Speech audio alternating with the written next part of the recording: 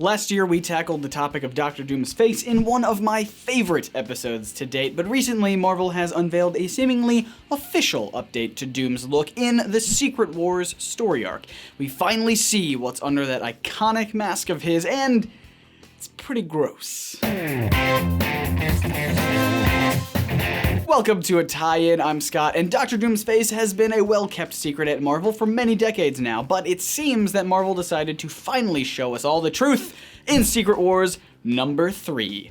Here it is! As you can see, he's missing essentially all of his nose, a few teeth, and some significant scarring around the rest of his face that looks pretty infected. In fact, I researched infected wounds just to see if the outward symptoms line up. I looked at some horrifying images of gangrene, so you wouldn't have to. You're welcome. Just a quick refresher, Victor Von Doom was in college when he created a machine that would hopefully allow one's consciousness to travel to other dimensions, but the machine literally blew up in his face, permanently mutilating him, or maybe it only left a small scar that drove him crazy to the point where he decided to hide his face from the world behind a mask, and it was really the burning of the red-hot metal that scarred him.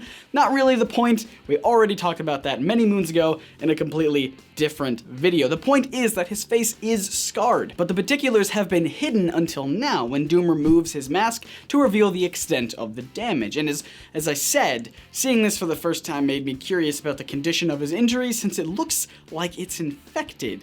And that could lead to a whole host of complications like gangrene. Now, there are different types of gangrene, but I believe that Doom has infected or wet gangrene. This is when there's a bacterial infection that causes the affected tissue to die. And when it affects the skin, symptoms may include skin discoloration in a variety of colors, some swelling and blistering, and an overall dark, wet, rotten appearance of the affected area. All of these things are shown to be true of Doom's face. He has some clear skin discoloration, he appears to have blisters, though admittedly it is hard to tell from this one image, and his face has an overall rotten appearance to it. And to help support this theory, wet gangrene can occur from an injury that causes severe trauma to the skin and underlying tissue, like perhaps if an interdimensional transport device explodes in your face, but it also can be caused by a severe burn, like if you burn your flesh while donning a scorching metal mask before it's had a chance to cool. So whichever story you choose to accept as canon for how Doom's face was scarred, wet gangrene can fit into both quite nicely. Plus, how does this relate to Doom's possible body dysmorphic disorder? He's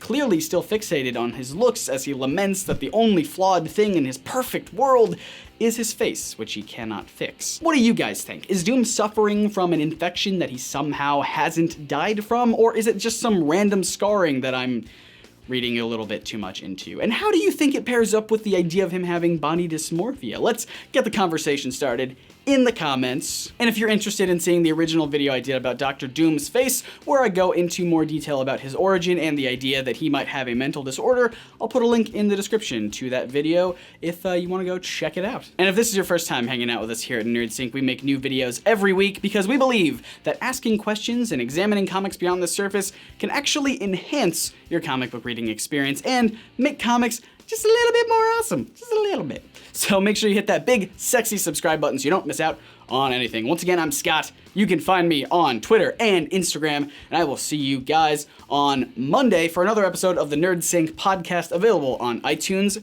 and SoundCloud. See ya.